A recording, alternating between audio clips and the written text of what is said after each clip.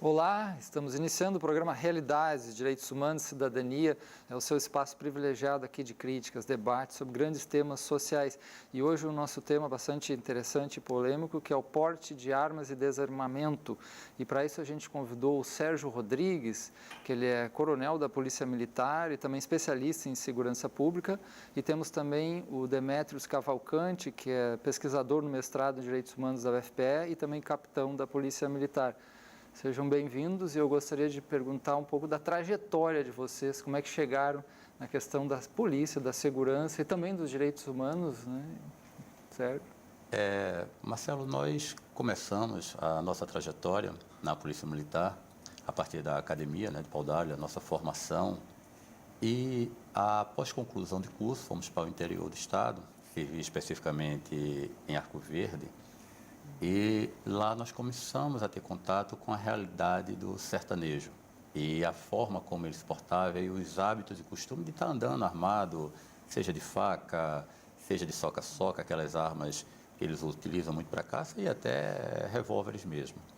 E a partir dessa realidade, dessas intervenções policiais, nós começamos a perceber o quanto era importante fazer um trabalho não só de repressão, nessa questão do armamento, mas também a gente educar, né, esse pessoal sobre o perigo que é a questão da arma de fogo.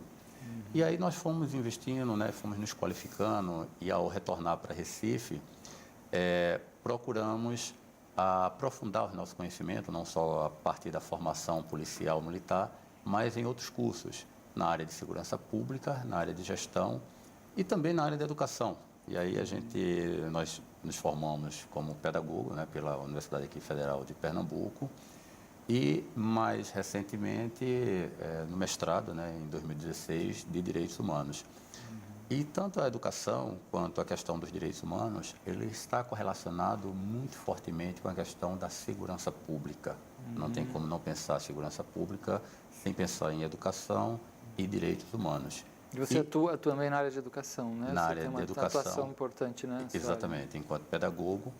E nós temos ministrado palestras em faculdades, em universidades, abordando esse tema, né, que está bastante atual, bastante quente, que é a questão da segurança pública e direitos humanos, principalmente a partir de uma perspectiva de desafios, né, e como a gente solucionar, como sair dessa crise que hoje se encontra a segurança pública. Nessas incursões pelo interior que você falou, algumas localidades, né? Você falou sertão, a presença de armamento, seja armas brancas, principalmente armas, né, como revólver, é bastante grande, é maior? Hoje você vê mais isso na zona rural, porque ele é muito combatido na área urbana, tá certo? Mas como a polícia militar ela não consegue ter uma extensão, um braço que vá e atinja todos os recantos de determinados municípios, ainda existe, a gente sabe que mesmo que veladamente, não o revólver 38, uma pistola, mas aquela arma que, mesmo sendo de calibre menor, ela precisa ter uma autorização da Polícia Federal para que você possa estar portando ela para efeito de caça. Então, isso é preocupante porque, mesmo sendo, às vezes, de caça, ela tem o poder de matar. Será que dá para ter alguma estimativa em termos da quantidade de armas que se tem? É muito difícil fazer porque uma coisa são as armas legalizadas, né, e quantas que não estão, né? É muito difícil saber isso, né? Eu não sei se o Demétrio ele consegue ter, né, a partir de algum estudo, de algum conhecimento, esse tipo de informação, de termos de percentual ou da quantidade de arma que estaria por trás do que não seria legalizado. Né? Eu, objetivamente, acho que é muito difícil a gente ter esse controle, e ter essa informação com precisão. Certo. Demétrios, que é pesquisa, né, também a questão policial e segurança, né, também é um dos seus temas, além dos direitos humanos. Também sou capitão da Polícia Militar, né, minha atividade profissional principal. Mas academicamente, transitei, né? Aí pelo estudo direito, sou especialista em ciências criminais militares, direito público e outros cursos também na área de direito. Mas recentemente tive esse encontro, né, com o programa de pós-graduação em Direitos Humanos da UFPE. Já é um tema que, na verdade, já circunda, porque também sou professor da Academia de Polícia do nosso estado e já ministrava essa disciplina, né, em nossos cursos de formação. E aí o encantamento foi natural. Uhum. Hoje eu trabalho basicamente a pesquisa, né, na qual eu me envolvo, especialmente nos estudos acerca da violência, especialmente aí a violência, o discurso, a análise do discurso da violência policial como um todo. Então eu trabalho aí essas correntes. Tem uma violência, é um tema que sempre está recorrente no nosso meio, né? E a participação da arma dentro do tema violência, ele é indissociável, né? Ela vem junto. Uhum. Por que vocês acham que está se falando, parece que está se falando mais ou novamente sobre a questão das armas hoje, né? Houve um momento histórico muito importante dessa discussão na questão do Estatuto de Desarmamento, né? Que foi o governo Lula, não foi? Isso foi aquele período. Correto. E que houve, vocês vão falar depois, né? A questão do plebiscito e tal. Mas por que será que está se falando tanto hoje dessa questão novamente de armas e muitas vozes também lutando pelo empoderamento, retomada das armas e a própria destruição das proibições, né? O que vocês acham esse tema está tão voltando? Marcelo, eu vejo muito aí duas forças muito antagônicas, né? Existe aquele público, aquela corrente que quer fortalecer o Estatuto, que acha que o Estatuto ele poderia ser um pouco mais rígido nessa questão do controle. Um controle maior do que maior, né? Mas existe, tanto quanto essa corrente, uma força também oposta em outro sentido, que acredita que a liberação do porte de uma forma mais, vamos dizer assim, acessível, né, menos restritiva, como se encontra hoje no Estatuto, daria ao cidadão uma garantia maior de segurança.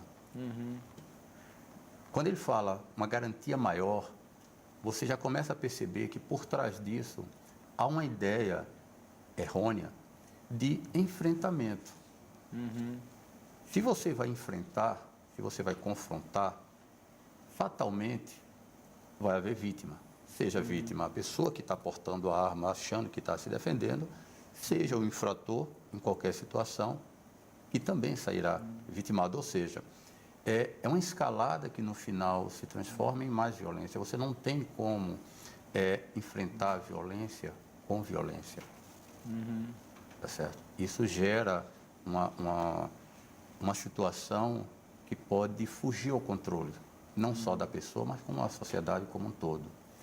Então, a gente tem que ter muito cuidado para que essa violência ela não reverbere em mais violência. Tá certo? Então, são duas forças e em função do que nós temos visto no Brasil, a grande quantidade de mortes, em 2016, mais de 61 mil mortes. Nós tivemos no Rio de Janeiro, em 2017, mais de 6 mil mortes. Em Pernambuco, mais de 5.427 mortes por arma de fogo. 5.427 mortes. Em 2017, por arma de fogo. 2017. E só esse ano nós já tivemos mais de 850 nos 2 primeiros meses, o que é um número muito alto. E esse medo e essa violência, muitas vezes, dá ao cidadão comum aquela sensação de insegurança e que a ele pode atingir a qualquer momento essa situação. E aí ele imagina que com a arma de fogo ele poderá estar mais seguro. E aí vem aquela corrente da flexibilização do Estatuto. Certo. Demetrio? Professor, vivemos realmente um momento atípico, né, em nossa história recente, seja político, social. Temos aí alguns candidatos de extrema-direita que têm aí levantado a bandeira do armamentismo. E, na verdade, isso vem realmente, na verdade, a questão da flexibilização do Estatuto é apenas um dos desdobramentos desse retrocesso em que nós vivemos na política social brasileira. Acredito piamente que isso é mais um discurso do que de fato uma convicção, né? Porque, como já bem aqui adiantou o coronel, nós temos, violência não se enfrenta com violência. Em lugar nenhum do mundo, se resolveu o problema da violência com polícia. Em lugar nenhum do mundo. É uma afirmação forte, né? Em lugar nenhum do Vindo de um mundo policial se também. resolveu o problema de violência com polícia. O que resolve o problema de... Na verdade, a polícia, o trabalho policial, ele acaba sendo apenas a solução imediatista para algo que não foi tratado. E aí dentro temos a educação como sendo o principal vetor. Uma vez que a população, ela não, ao longo de tantos anos, ela não passou por um processo de educação sólida e coerente, naturalmente chegamos a uma situação em que a atividade policial acaba sendo a solução imediata e aprazível aos interesses políticos. Investir em desarmamento é caro, é dispendioso e não tem retorno. Investir em armamentismo é o contrário. Temos aí a vantagem aí das empresas que apoiam, né, que fazem o lobby para que o Brasil ceda, flexibilize, acho que essa é a palavra mais coerente do que pretende, né, no nosso estatuto, mas há um jogo de interesses por trás que a gente não pode também fechar os olhos. Eu vou trazer alguns dados aqui que eu estou consultando aqui, alguns sites, e um deles aqui se chama, acho que fala Mises, né, Brasil, e que tem um autor que ele começa a seguinte frase, ele defende com vários argumentos, cita algumas pesquisas sobre a importância do armamento, né, que a população pudesse se armar no sentido de criar uma segurança. Até a primeira frase eu achei interessante, porque ele diz: o ser humano tem o direito à vida. Uns falam que são esse direito à vida, se a gente pudesse tirar todas as armas, esse direito ia ser aumentado. Outro, ele está dizendo não, que o direito à vida é o direito à defesa, né? A defesa e aí ele tem alguns dados aqui, por exemplo, cita até alguns estados norte-americanos, que 8 deles possuem um índice de homicídio com armas de fogo 60% maior, aqueles que são mais restritivos às armas, né? Eu realmente não conhecia esses dados, o que quer dizer, qual é o contexto disso também, porque a gente sabe alguns dados que, por exemplo, os Estados Unidos é um país com um índice bastante até elevado, né, de mortes por arma de fogo, e a quantidade de arma de fogo é bastante grande também. Ele traz uma outra questão interessante, é que com o Estatuto no Brasil do Desarmamento, que em 2003 que veio, a taxa de homicídio aumentou daquele período, depois daquele período, 1,36%, maior do que os anos anteriores. Eu acho que falta contextualizar alguma coisa, porque não sei. Ele está dizendo que de 66,23% para 70% a porcentagem de homicídio praticado com armas de fogo. Então ele está ligando o Estatuto de Desarmamento, a dificuldade maior de chegar ao armamento. Como é que está isso? E aumentou. Aumentou um pouquinho, né? Mas aumentou. Então, não sei que outro contexto está faltando nessa pesquisa. Por exemplo, quem sabe se não houvesse, eu teria aumentado 30%. Não sei, eu não sei. Eu estou trazendo... Me permitam trazer um pouquinho mais, porque quando ele fala da questão das mulheres, achei bem interessante. Ele diz: as mulheres são as maiores vítimas do desarmamento. As tentativas de estupro são consumadas 32% das vezes e cai 3% para 3% uma tentativa de estupro se ela estiver armada.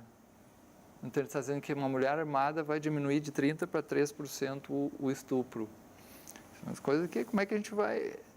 O que vocês me dizem sobre isso? Depois eu trago outros dados aqui. Marcelo, sobre alguns pesquisadores, não sei se é o caso deste especificamente,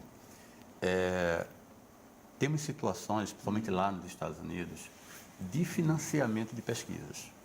Então, nós tivemos situações, e aí eu cito a questão do próprio armamento, que acho que há uns 2 anos atrás, indo nessa linha de pensamento dele, exatamente demonstrando a importância do armamento, uma das pesquisas que inclusive tinham passado por grande universidade lá americana, descobriu-se depois que o principal financiador era exatamente a Associação Americana, tá certo, de Rifles. Então, é importante, como você diz, contextualizar essa informação. Porque nos Estados Unidos ele cita o caso de 8 estados. São mais de 40 estados, se não me falar a memória, são 49 a 50 estados americanos. E como estão os outros? Está entendendo? Então, você traz um referencial de alguns estados que pode estar ocorrendo, mas não necessariamente apenas em consequência da questão do armamento. Como será a questão de educação? Como será a questão dos serviços básicos a níveis de atendimento social, de empregabilidade, de assistência? Então, existe uma série de outros fatores, seja psicológicos, seja culturais, sejam sociais, que incidem sobre a questão da violência. Então, essa pesquisa que ele traz apenas abordando números em função da posse ou não da liberação da arma, tá certo? Ele é muito pouco para dizer que é essa a questão que está diminuindo ou aumentando a violência. Que eu acho que o que o Demetrios falou, nós conversávamos no intervalo, sobre que está se fazendo uma relação direta, né? Enquanto mais armas, mais segurança, ou então mais violência, mais mortes. Mas tem outro fator que separa uma coisa da outra, realmente, fazer a correlação entre homicídio e quantidade de armas é simplificar um problema que é complexo. Também comparar a nossa realidade sociocultural histórica com a realidade sociocultural histórica de qualquer outra nação também é um erro grosseiro. Então, a gente precisa partir desses paradigmas para uma abordagem que solucione. Só antes de entrar aqui alguns dados que eu trouxe, o senhor veja que o senhor aí tratou, por exemplo, a questão do estupro, né? Que a mulher armada ela seria menos vítima de estupro. Realmente, mais uma vez, aquela tônica da solução imediatista. Então, é mais fácil, então, eu colocar uma arma na mão da mulher para matar uma pessoa do que eu enfrentar a cultura do estupro. É mais fácil, não é? É mais fácil e mais rentável também. Por que não dizer isso? Essa correlação também entre homicídio e quantidade de arma de fogo também é equivocada. Eu trouxe aqui alguns dados que foram divulgados recentemente na revista Veja. Eu acho que o nome do colunista é o Leandro Narlot. Ele deixa isso muito bem claro. Então, Alemanha, Suécia e Áustria têm uma média aí de 30 armas de fogo por cada 100 habitantes. E as taxas de homicídio deles são baixíssimas. Talvez um armamentista iria ouvir isso e iria dizer, olha, tá vendo? Então, quanto mais armas, menos violência. Só que lá, no Japão, que tem a mesma cultura nossa, ou seja, de mínimo de arma, a taxa de homicídio é de 0,3 por 100 mil habitantes. Veja, eu tenho o mesmo resultado com duas formas diferentes. Então, a questão armamentista, nada influi. Mas vamos para o outro lado da moeda. Brasil e Honduras. O Brasil tem uma média de 8 armas de fogo por cada 100 habitantes. E a taxa de homicídio é de 20 por 100 mil. Já Honduras é o país mais violento do mundo e tem 6 armas a cada 100. É um dado interessante esse, né? Só que agora a gente tem que fazer um pequeno intervalo e o capitão Demetrios vai continuar a trazer esses dados e a gente vai conversar sobre esse importante tema do porte de armas e a questão do desarmamento. Voltamos logo depois desse intervalo aí.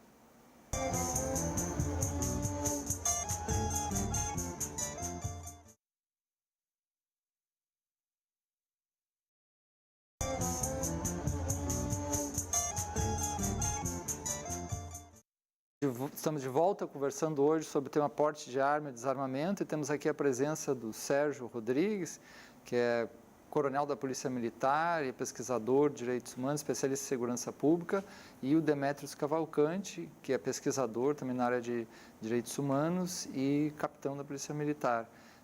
Eu trazia aqui alguns dados de um site muito interessante para a visão do armamentismo, defesa do porte de armas, né? Que trouxe alguns dados no outro bloco, vou trazer mais algum que ele coloca aqui, que atualmente, por exemplo, nos Estados Unidos, que é sempre o país que se fala em relação a isso, né? Até um dos filmes que trouxeram muito essa questão dos Estados Unidos e o uso das armas, é aquele filme Tiros em Columbine, né? Tiros em Columbine, que é um filme que retratava um pouco essa questão dos massacres, né? nas escolas e de como que na sociedade americana se utiliza muito as armas de fogo, né? Aqui até tem um dado interessante que 847 mil mortes por arma de fogo num ano, né? Que foi o ano de recorde, né? 847 mil. Mas esse site que eu trouxe antes aqui, Mises, ele fala que atualmente nos Estados Unidos 2,5 milhões de inocentes, ele chama inocentes, e em outro momento ele fala que as pessoas de bem devem ter arma. Eu também gostaria de perguntar para vocês o que vocês acham dessa ideia das pessoas de bem e essa divisão entre as pessoas de bem e as pessoas de mal, né? É assim? Funciona? Essa é uma das coisas que eu quero perguntar. Mas ele diz, as pessoas de bem, os inocentes, 2,5 milhões de inocentes fizeram uso das armas de fogo por ano, né? Para se protegerem de ataques. E aí ele diz que, na maioria desses casos, é um uso defensivo, apenas 1/1000 utiliza-se a força letal, né? É um dado que está aqui, eu não sei, terei que ver as fontes disso, né? E o filme Tiros em Columbine, ele já mostra a quantidade imensa, né, de acidentes e uso de arma de fogo, e compara com o Canadá, que tem quase o mesmo número de armas, até por causa da questão da caça e outras coisas de tradição no canadense, e os homicídios são baixíssimos, né? Não me lembro se era mais 9, 10 vezes menos que nos Estados Unidos, é muito grande isso. Então, como é que vocês olham isso? Aí Demétrio estava falando sobre a questão da comparação Honduras e Brasil, né? Pois é, essa questão da correlacionar, isolar o número de armas por habitante, né, por cidadão, e correlacionar com o fator homicídio, é uma visão limitada. Existem vários fatores em torno da violência e a gente não pode isolar apenas ao porte de arma. O senhor falava aí quanto à questão da nossa comparação com os Estados Unidos. É uma comparação recorrente, né? Os Estados Unidos é bom a gente, até para que o nosso ouvinte, nosso telespectador possa compreender. Os Estados Unidos ele passa por ele tem uma questão cultural forte, né? Então, desde a emenda segunda, na Constituição Federal dos Estados Unidos, que há essa permissibilidade para que o cidadão, qualquer pessoa, possa ter sua arma. Mas isso não quer dizer que qualquer pessoa, e a gente tem essa impressão, né, porque as armas até são vendidas em Walmart e nessas grandes redes de supermercado americana, e a gente tem a impressão que qualquer pessoa pode chegar ali, toma o dinheiro e levar a arma. Não é assim, não. Cada estado tem suas regras. Uns são um pouco mais apertados, né, um pouco mais rígidos, outros nem tanto. No Brasil, também é equivocado se imaginar que o brasileiro, que o cidadão não possa ter uma arma. Nesse ponto, eu preciso fazer uma diferença no conceito registro e no conceito porte. A Lei 10.826 deixa bem claro esses dois conceitos. O registro é ter o carro. Eu sempre faço muita comparação do registro, a arma, mas eu sempre faço essa comparação da arma com o carro, não é? Nós, para andarmos com o nosso veículo, a gente basicamente utiliza o CRLV, que é aquele documento do carro, e a carteira de habilitação. Então, é como se a carteira de habilitação fosse o porte da arma de fogo e aquele documentozinho verde fosse o registro da arma. E aí é o paralelo que eu estou fazendo. No Brasil, é possível ter arma de fogo. O cidadão pode ter, mas obedecido, 3 regras que estão lá instituídas no artigo 4º da Lei 10.826. E basicamente são as mesmas regras que são utilizadas nos Estados Unidos. O que nós temos de diferente, preponderante, é a questão cultural. A questão cultural é forte e a gente não pode deixar ela de mão. Lá também nos Estados Unidos, esse é um diferencial deles também, eles podem portar a arma. E o que é o portar a arma? É transitar com a arma. No Brasil, qualquer pessoa pode comprar sua arma desde que tenha idoneidade, desde que tenha trabalho certo, ocupação lícita, desde que não tenha antecedentes, né? Então, há uma série desses requisitos que devem ser comprovados. A cada 3 anos tem que se fazer a renovação desse processo. Isso é algo que é feito no Brasil. Não tem um teste psicológico? Tem teste psicológico a cada 3 anos. É um dos itens exatamente quando ele mencionou que é exigido para qualquer profissional. Só que é importante dizer que isso também tem lá nos Estados Unidos. Tá? Isso também tem lá. Alguns estados, como eu disse, cobram mais, outros cobram menos, né? Com menos rigor, por assim dizer.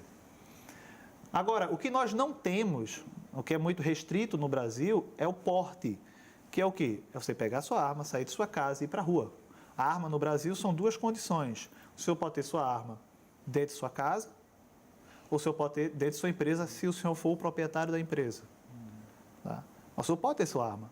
Então, qualquer alegação, e aí a gente vê aí essas pessoas, esses candidatos, que tem, não, o cidadão tem que ter o direito de se defender em sua casa.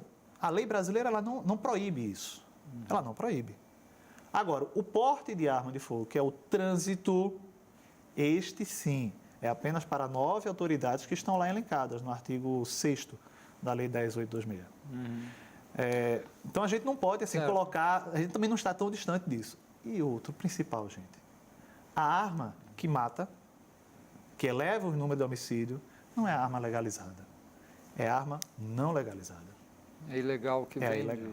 desviar Pelas a fronteiras, fronteira, mediante tráfico. né? Então, exatamente, existem outros mecanismos, né, que essas armas terminam adentrando no território brasileiro e servindo exatamente para cair na mão de pessoas erradas e tirar E a as vida armas dos que cidadãos. são, por exemplo, roubadas às pessoas que têm em casa, armas que são, também não são presentes em casa ou que Marcelo, circula? esse é um número que Não é a gente difícil não, achar, né? você não tem como registrar isso aí, com dizer que ele tem um impacto grande no número de homicídios. Tem armas que vêm através certo. até da polícia e do exército, né? A gente sabe disso, A gente né? viu Com esse caso do Rio de Janeiro, a gente viu o você caso sabe do Rio de muitas Janeiro, que as armas que vêm da munições, polícia. né, eram compradas e tinham um destino certo, que era para a Polícia Federal.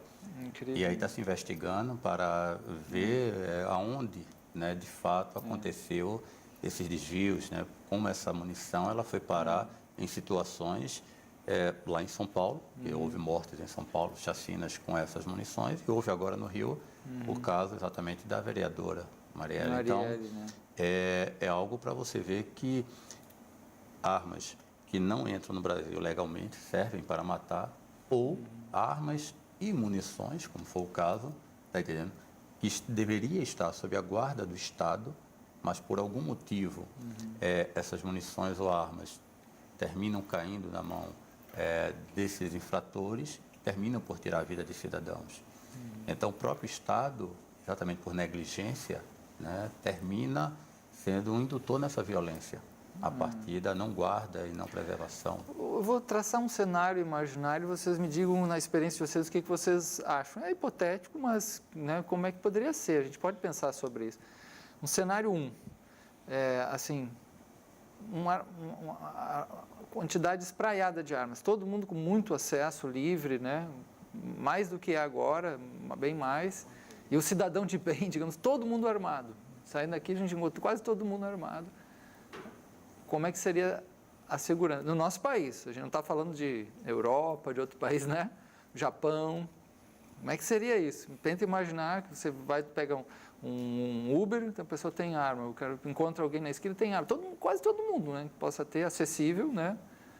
Vai tornar mais barato, vai vender mais também, porque todo mundo vai comprar, né? Isso é como é a indústria. E o cenário 2 é a gente fazer uma abolição das armas, controle máximo de armas, nem em casa, e só com polícia, com setores próprios, com armas, ou seja, muito difícil o acesso de armas. Vocês achariam que a possibilidade de mortes e de violência e acidentes seria maior no cenário 1 ou no cenário 2? Isso eu pergunto para o nosso telespectador também.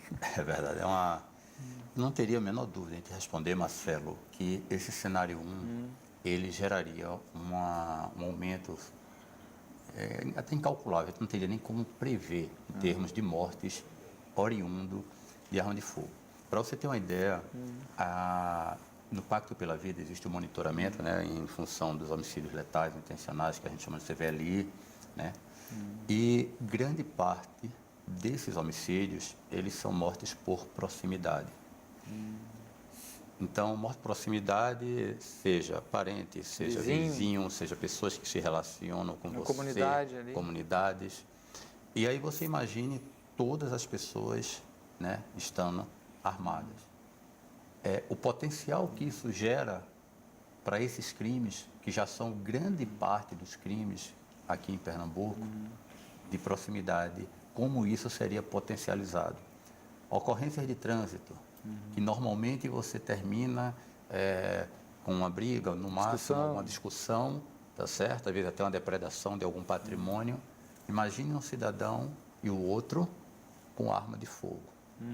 Que foi um caso até noticiado na mídia, né, alguns meses atrás, a questão do que aconteceu, acho que em Camaragibe, naquela região, que foi que uma família, dois carros, né, trombou com o outro e tal, aí um foi atrás daquele que fugiu para não pagar, não sei, e essa pessoa que fugiu estava armada e atirou e matou o pai de família, né? Foi muito triste a situação. Foi a discussão e na hora ele atirou, né?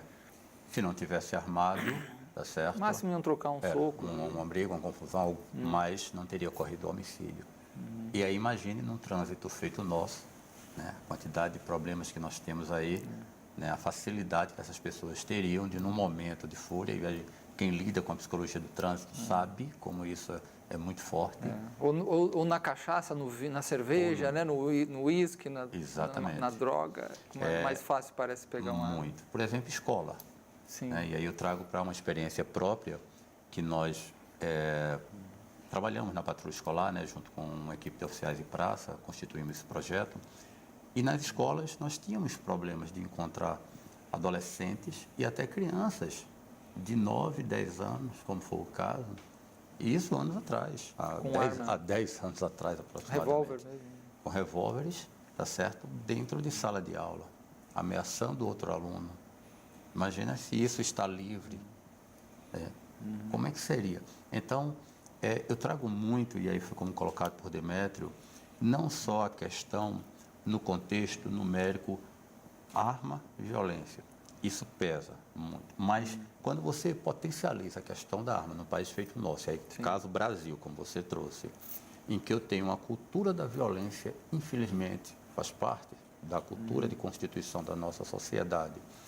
Você tem um histórico, porque Pernambuco é um histórico violento, certo? Basta ver a quantidade de mortes que nós temos. E não temos que comemorar quando a gente reduz 10%, 15%, porque continua havendo mortes. É muito alto, né? É muito alto. A gente reduziu 20% das mortes.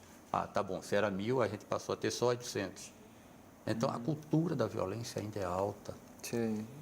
Ou seja, pode ser um estopim para uma guerra, quase, guerra, né? Porque numa numa cultura, numa sociedade assim, né? Não sei o que Demétrios pensa. A nível de Brasil, nossos números se assemelham a números de guerra. E isso é uma realidade infeliz. A gente que pesquisa a temática, a violência, a gente vê isso diuturnamente. Só que novamente eu reitero, tudo passa pela educação. Enquanto não se prioriza a educação, enquanto não se prioriza ensinar nossas crianças, nossos adolescentes a massificar a cultura de paz, né? Soluções pacíficas entre as pessoas, a gente pode colocar uma arma, pode colocar um carro, pode colocar um bastão, pode colocar o que for, as pessoas vão continuar se matando. Você até falou antes também no outro bloco na questão do carro, é um dos argumentos que eu vi também em alguns sites de defesa do armamento, é que eles dizem assim, o automóvel, né? Quantos acidentes? Tem muito acidente, muitas mortes, aí nós vamos tirar o automóvel porque tem acidente, a mesma coisa e faz a comparação com a arma. Não sei se esse é um argumento um pouco assim... Né, limitado, né? Não é uma coisa igual um carro, mas enfim, do que uma arma. O que vocês acham? E eu acho que o Demétrio, quando falou a questão da educação, a família, que ainda vem antes da educação, tem um papel fundamental. Então, a gente vive num país onde precisa trabalhar e discutir e conversar essa questão do armamento, sim, no espaço familiar, tá certo? Então, é importante se conversar, que os pais mostrem aos filhos, tá certo, o perigo que é a questão do armamento. Mostrar que o armamento ele está muito relacionado à questão da violência, tá certo? Então, trabalhar isso na família, trabalhar isso na escola, tá certo?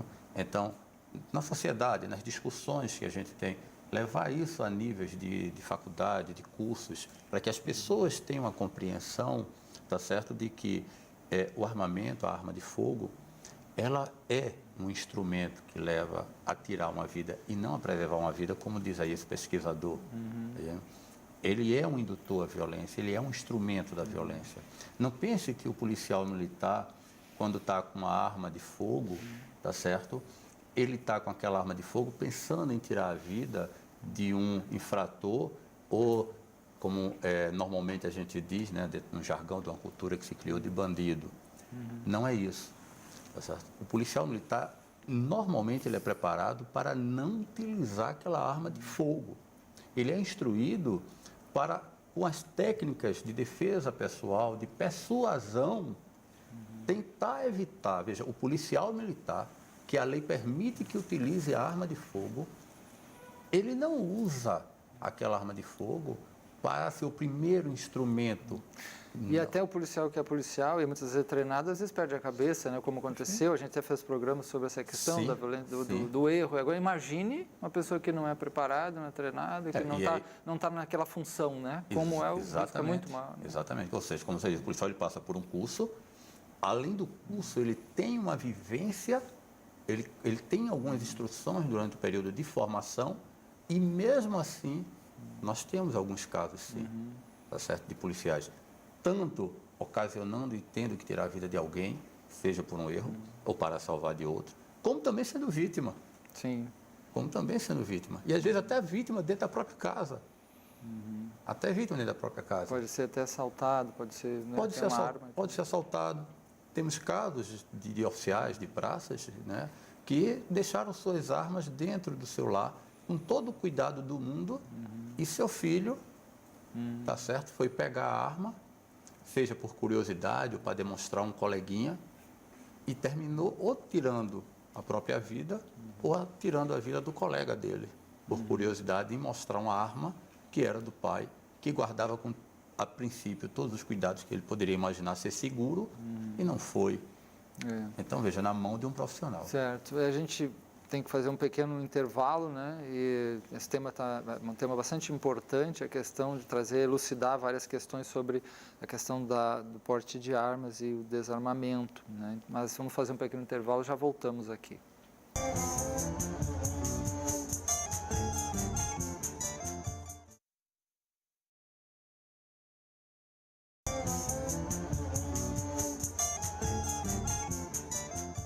Hoje o nosso tema é a questão do porte de armas, né, e também a questão do desarmamento, questão delicada e também muito importante que a população saiba de alguns dados e o que significa com pessoas que têm experiência e pesquisa nessa área, né? Demetrios tinha citado algumas pesquisas interessantes, você trouxe outra? Trouxe. Estava aqui observando, a BBC recentemente divulgou alguns dados. E percebam sempre que eu estou utilizando aqui de grandes mídias, né, que nos dão acesso à confiabilidade dos dados.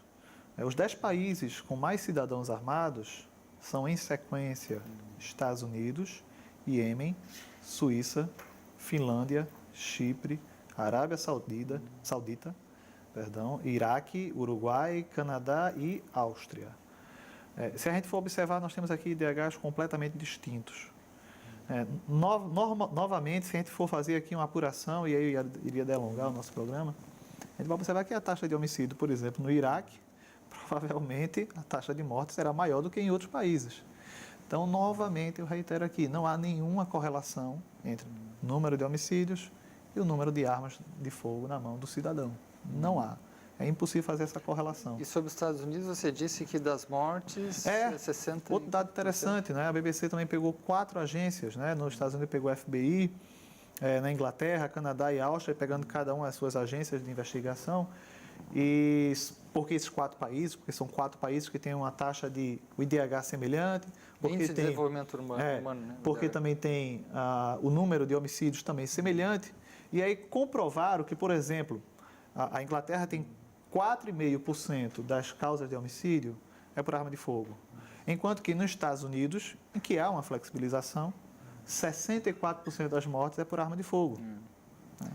Fora isso, também a gente não pode esquecer aqui, um outro dado também relevante, são os incidentes com arma de fogo.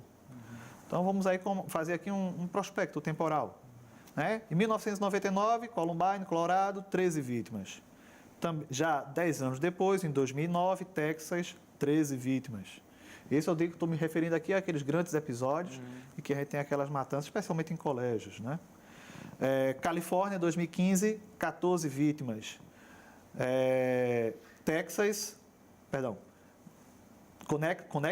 Connected, né? 2012. Meu inglês realmente não é um dos melhores. Nós tivemos 27. Virgínia, em 2007, tivemos 32. Veja que os números começam a galopar. Flórida, 2016, 49. E Nevada, agora em 2017, mais de 50 vítimas. Esses números demonstram claramente que a cultura do armamentismo não é significado de segurança pública. Sérgio, você participou no início daquela campanha, daquele período lá da questão do plebiscito, e tem uns projetos que vocês podem falar também sobre o projeto Desarme-se, né? Vamos falar um pouquinho desse aquele momento, né, da campanha do plebiscito.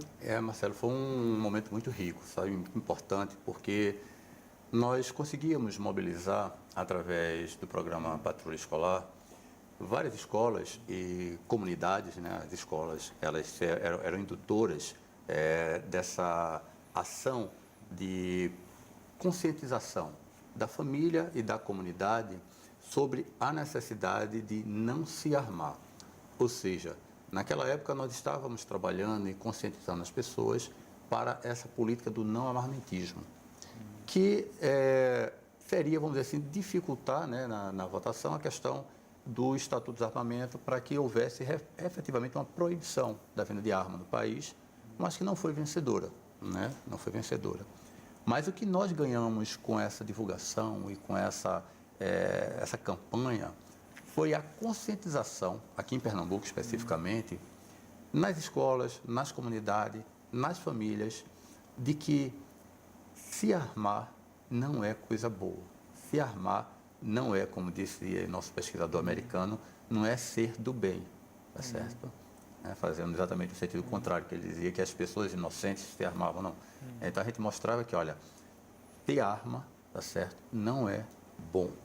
E aí a gente começou essa campanha e se propagou através de outras ações aqui no Estado, que foi abraçada na época, o governador Eduardo Campos também, para a gente desenvolver um trabalho de desarmamento da sociedade, já que a Polícia Federal, em parceria com a Polícia Militar e a própria Secretaria de Defesa Social, elaborou um projeto que chama-se Desarme-se, em que nós vamos nas comunidades, nas cidades, recolher as armas daqueles cidadãos que querem devolver, que não estão se sentindo seguros com a arma, vê a arma como algo que pode fazer algum mal.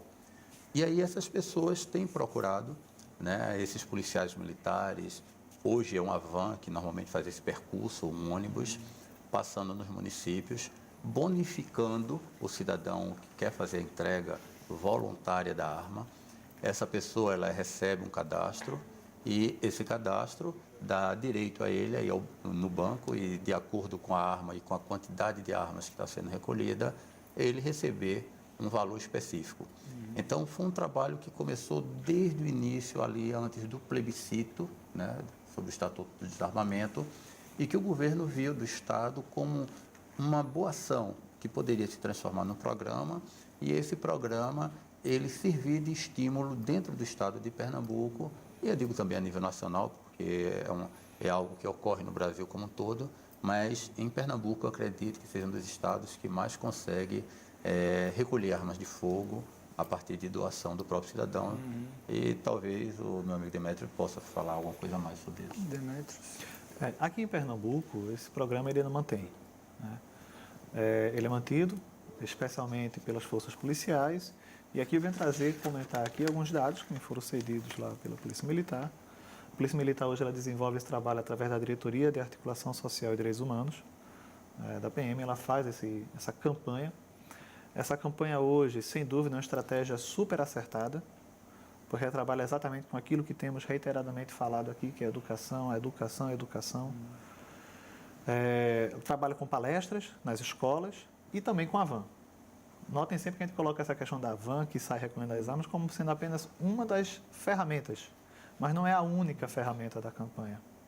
Pernambuco, até o último balancete, que foi o primeiro semestre de 2017, não tive acesso ao segundo, Pernambuco mantinha ainda uma condição privilegiada de ser o estado que mais recolhe armas no Nordeste. A nível Nordeste, Pernambuco é o estado que mais recolhe armas. E graças a essa campanha, que tem sido mantida aí por alguns heróis que estão aí nessa diretoria, mantendo esse trabalho. Esse trabalho tem uma forma, uma vinculação, ela não tem como se fazer trabalho desse mote sozinho. Né? Ele é feito especialmente com o apoio da mídia, e a mídia local. Então, especialmente em cidades do interior, até onde nós sabemos, o pessoal vai até essas cidadezinhas, faz contato lá com a prefeitura, faz contato lá com o rádio. A rádio, normalmente as nossas cidades do interior têm rádios comunitárias muito fortes. Elas divulgam que a Polícia Militar vai estar fazendo aquela campanha e no dia acertado a polícia chega lá e faz o recolhimento. Dá para dizer que essa que vocês estão trazendo, necessidade, né, do desarmamento, isso é uma posição unânime nunca é, mas preponderante, realmente oficial da Polícia Militar nesse sentido, ou isso não é uma coisa tão importante para a Polícia Militar? Não, é muito importante. É muito importante. É uma posição, digamos que há essa posição vigente na polícia de tentar trazer um maior controle ou até um desarmamento maior da população. Sim, isso é institucional. Isso é algo que a Polícia Militar abraçou desde, como eu te falei antes, do plebiscito, né? Trabalhar essa consciência e hoje, a partir desse programa, dessa cultura. Então, é feito sistematicamente. O que precisa, como falou o Demétrio, é que outros atores institucionais, porque segurança pública, como ele colocou numa fala anterior, né, e a questão da violência, não é só a polícia quem vai resolver. Não resolve em canto nenhum do mundo, como ele mesmo disse. E eu acho que também, não sei se vocês concordam, que se houvesse uma ainda maior quantidade de arma na mão da população, cidadão de bem, ou seja, quem for, que se chama aqui, como se diz alguns cidadão de bem, eu acho que provavelmente é possível que acidentes e mortes por policiais seriam maior também ou não? Porque, né, quando ele está ali na sociedade, o policial vai atender o caso, se há mais armas na mão, é possível que alguém perdendo a cabeça possa usar uma arma também contra a própria polícia ou não?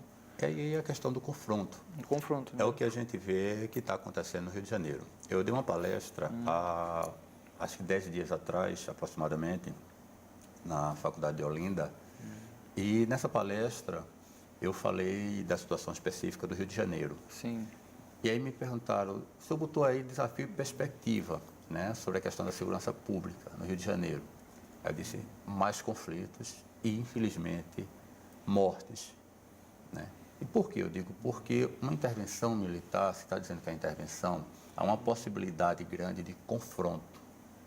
E havendo esse confronto, fatalmente haverá vítimas. E lá no Rio de Janeiro, os confrontos se dão através de armas pesadas, fuzis, metralhadoras. E aí nós tivemos, né, o caso de 3 policiais militares, afora a própria vereadora também, e também civis, crianças, mães ou pais, né, sendo vitimizados, num processo que a sociedade carioca talvez estivesse imaginando que, com a chegada das Forças Armadas, estaria chegando junto à paz. Não funciona. Não funciona. Ou chega junto todos os projetos e todas as instituições, aí chega junto a própria sociedade para enfrentar uma questão de violência. A rede de apoio, toda a questão como cultural, educacional, o papel do Estado realmente realizado, não é isso? Exatamente. Então, ou todas as instituições do Estado, toda a sociedade, seja a sociedade organizada civilmente ou até a sociedade também que não está organizada, mas que está naquelas comunidades, juntas, seja no pacto, seja numa cooperação mútua, mas um tanto que sejam todos juntos. Numa ideia de paz, não numa ideia de enfrentamento, numa ideia de renovação, numa ideia de reconstrução. Se não for nesse pensamento, você vai botar exército, você pode botar marinha, você pode botar aeronáutica, você pode botar polícia militar, civil, quantas polícias quiser colocar. Não vai minimizar a questão da arma, vai haver confronto, vai haver violência e vai haver mortes.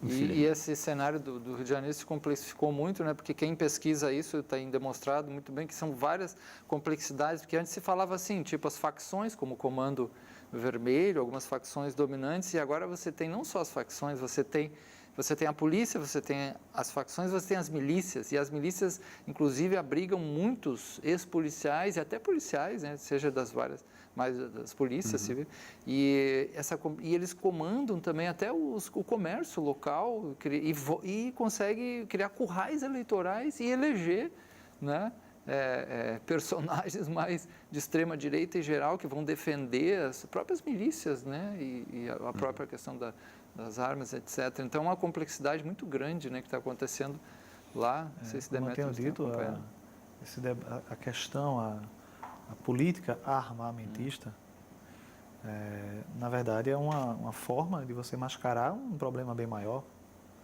Né? É uma solução imediatista.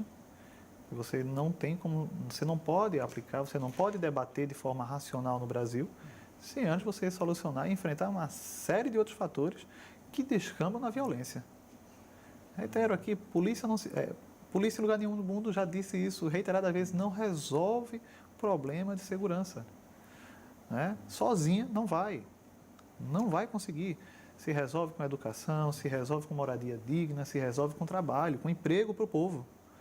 Após isso, aí quem quiser ser armamentista que venha me dê uma sugestão, mas sem enfrentar esses problemas, por favor, me poupe, né?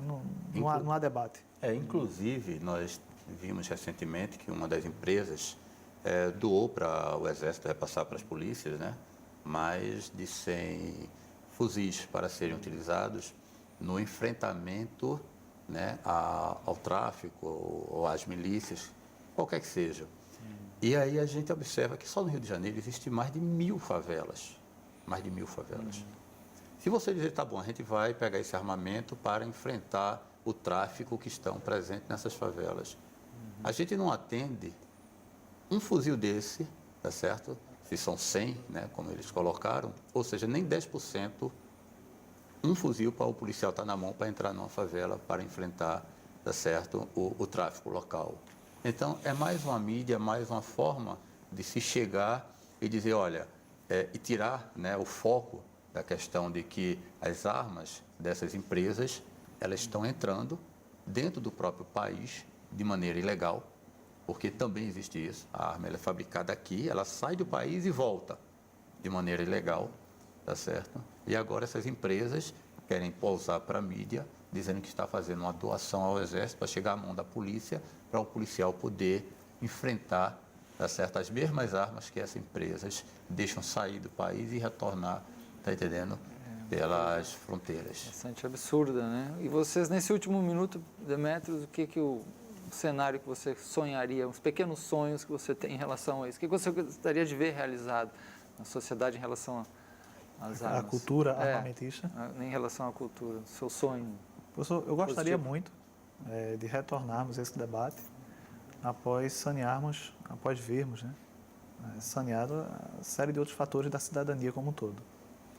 Eu acredito provavelmente que após saneadas esse debate armamentista seria um debate inócuo.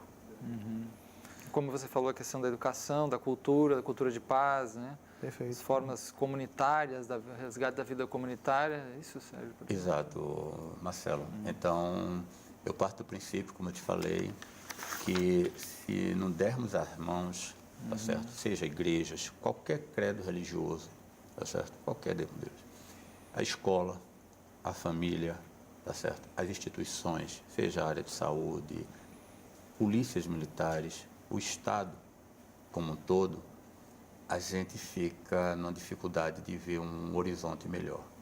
Mas eu parto do princípio que nós vamos dar um basta, tá certo? Basta. Basta de policiais mortos, basta de crianças mortas, tá certo? Basta de violência, basta de mais Marielles mortas. Porque a gente já teve só aqui em Pernambuco 5.427 Marielles mortas. Pessoas, né, famílias que estão aí dilaceradas. Então, eu acho que é um basta.